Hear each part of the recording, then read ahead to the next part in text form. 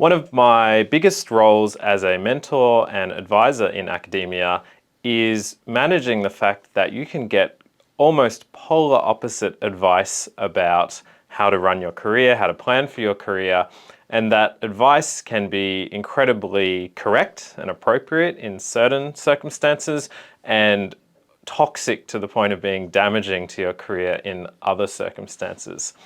Now, the people usually offering this advice are doing so with the best of intentions. The main way that it comes unstuck is because it doesn't necessarily take into account the context. So the context of what you want to do in your career, the context of where you are having your career in terms of what country and what academic or other system you're working within. And so advice that may be appropriate in one context can be incredibly inappropriate in another. Nowhere do I see more evidence of this than in the topic of whether you should focus more narrowly in your career or whether you should diversify and spread out your options and do lots of things in parallel. Now, the purpose of today's video isn't so much to tell you to do things one way or the other, because again, it depends on your context. The purpose of this video is to get you thinking a little bit more deliberately about whether you are doing too many things or not enough things, and also go through some of the key factors that you would consider when deciding whether to alter the balance of how narrowly you are focused or how much you diversify your actions and activities. I want to start by discussing two of the key factors that can lead to people, specifically in academia, doing too many things, or at least coming across as doing too many things. This is a phenomenon that is, I think, relatively unique to academia and the way the academic system works. I don't see it so much when interacting with colleagues from other types of careers, although I'm sure there are other career types where this is also an issue as well. So the two key concepts are 1, latency, and 2, volatility. And neither of those concepts alone is the primary reason for why people sometimes do lots of stuff in academia. It's the combination of those two. And I'll give you a few examples of this. So in academia, once you become a member of faculty or even a little bit before then, one of the ways in which you can resource your career and one of the ways in which your career advancement is assessed, for example, for things like promotion, is your ability to win or submit and win grant proposals. They could be grants, research centers, fellowships, projects with industry. We would call these grants or projects. The typical grant process in academia takes somewhere between 3 months and sometimes multiple years for you to get a decision. So that means if you submit 1 or 2 proposals at some point in your year, you might be waiting a very, very long time to get the feedback from those proposals. Now, that alone would not be a problem, because if you knew that there was an almost certain chance they were going to be successful, you could plan accordingly. You could start planning how you're going to use those resources. But of course, the reality is that these schemes are usually extremely competitive. Some of them are known to have single-figure percentage acceptance rates, so below 10%. And so it's the combination of both the latency in getting some certainty either way, and the fact that the success rates for these schemes are very low, which encourage people to basically over-apply for schemes. If you talk to a typical academic who's applying for lots of grants and centers, if they were to magically get all of those grants and centers, they would be in a lot of trouble. They would not have the capacity to take on all of those grants. And some of the grant systems, indeed, at the application process, look at your load, look at how your percentages add up, and try to avoid these situations. But really, that's not particularly helpful, because the academic system itself is set up such that you can't really afford to conservatively apply for a very small number of projects and grants just because of the latency and the volatility combined.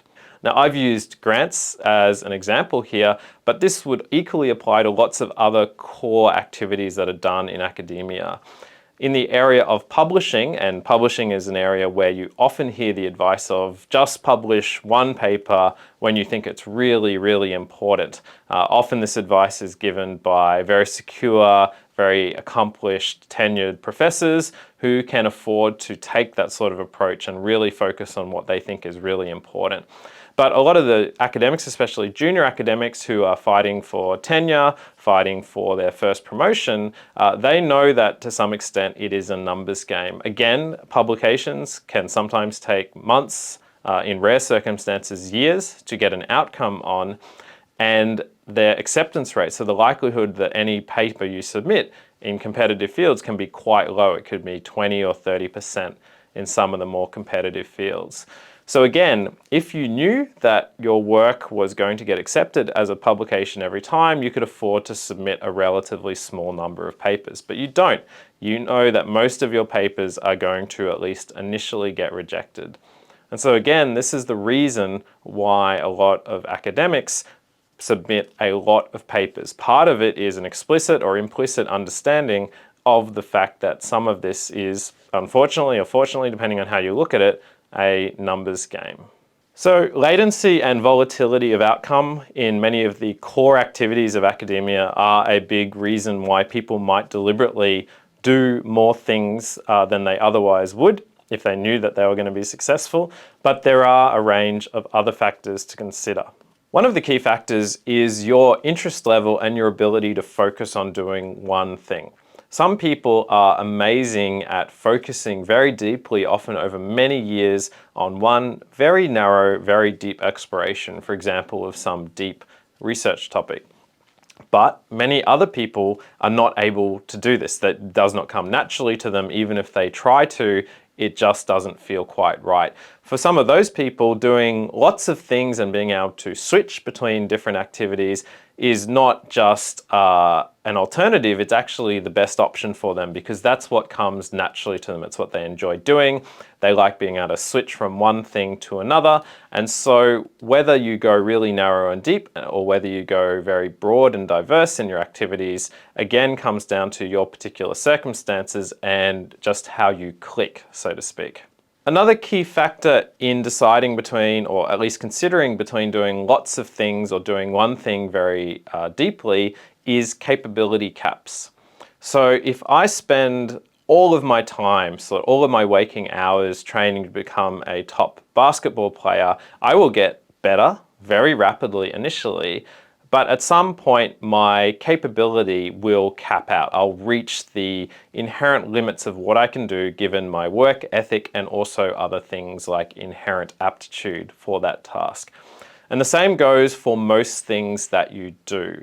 One of the advantages of doing a wide range of activities in parallel is you can have a really fulfilling learning curve across all of those activities because you are only spending some time on each one. And usually earlier on in the process of doing something and learning something is when a lot of the fulfilling, rapid learning occurs.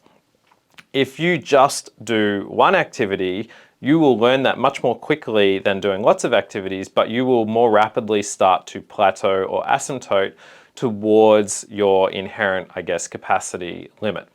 Now in exercise, for example, to continue the analogy, this isn't necessarily a problem. People like to shake up what they do and choose different exercise programs, flip between different sports, and that way they can keep enjoying it for the rest of their lives. But if you are attempting to continue to get better in one specific narrow area, one of the things you will have to reckon with is the fact that at some stage you will often hit an inherent plateau in what you can achieve and what you can pull off. Most of us do not have the luxury of doing whatever we want without any repercussions. Most of us have a job or some sort of funding source, and that source of funding comes with expectations. So to take the academic context again, your employer is most likely employing you in many cases to do a mixture of teaching, research, and service to your university or employer and also the greater community. Your employer will, if you convince them, consider whether you want to specialize more. So in a university context, again, specialization may consist of doing a higher percentage of research and perhaps a smaller percentage of teaching. But again, the bar for convincing someone that this is a worthwhile payoff for them is fairly high. Most academics in a university setting would do a fairly balanced mixture of teaching, research, and service. Your employer will take a lot of convincing to let you go off on a 5-year, extremely deep dive investigation into one extremely narrow topic at the forsaking everything else that you do, partly because they know that even if you are incredibly passionate and incredibly talented at what you do, there are lots of external factors that mean that that 5-year deep dive could become something that just has no satisfactory outcome. That's the nature of research. That's the nature of pushing the boundaries on what we do.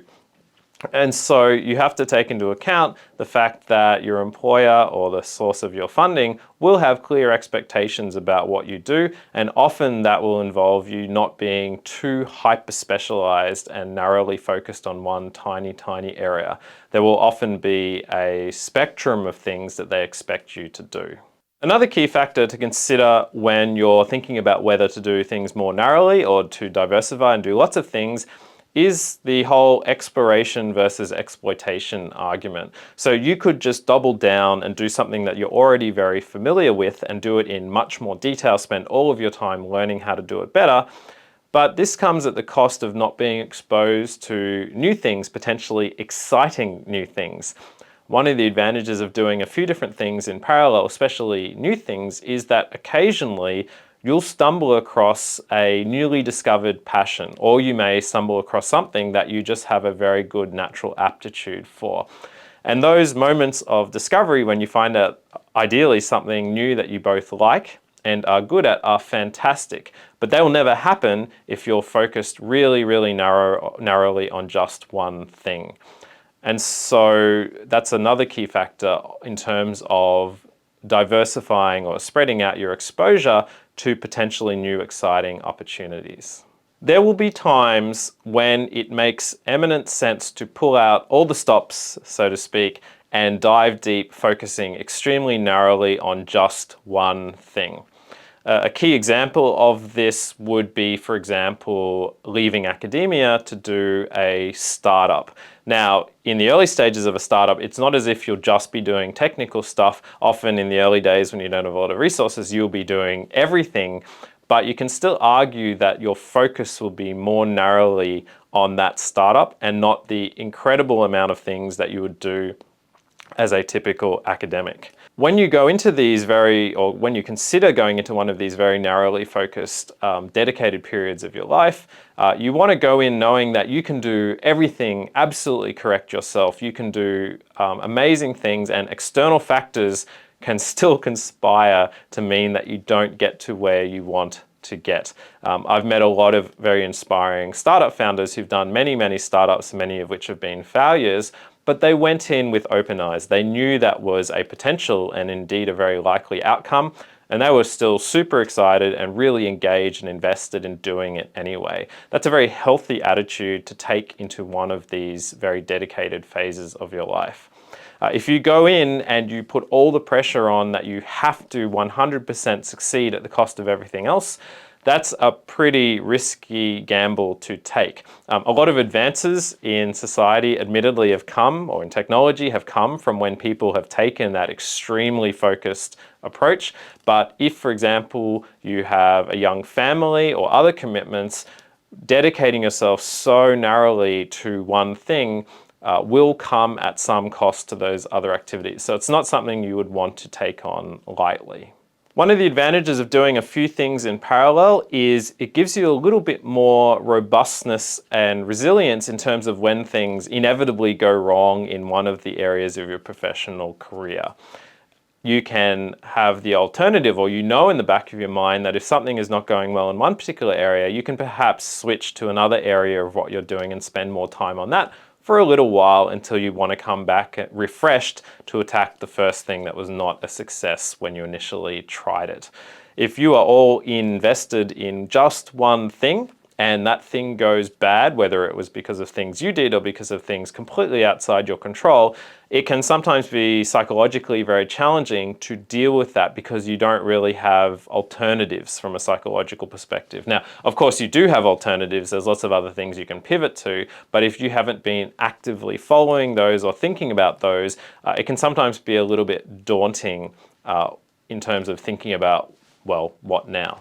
So in wrapping up, I guess I want to re-emphasize that there is really very little bad advice that is bad in a vacuum. Bad advice is advice that is not appropriate for your specific circumstances or your goals and aspirations.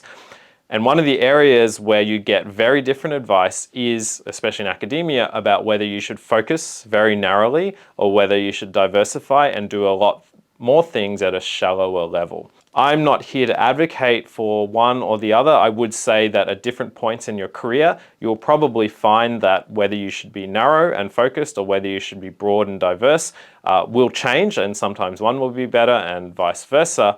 But the key here is to be aware of it, to not naturally fall into the situation, for example, where you're doing 1,000,001 things and wonder how you even got there in the first place, but rather to really think about what your plans are, what level of focus suits those plans, what level of focus or diversity in your activities is enabled by your current job or employer, and then make a plan, execute on that plan accordingly, and reevaluate regularly.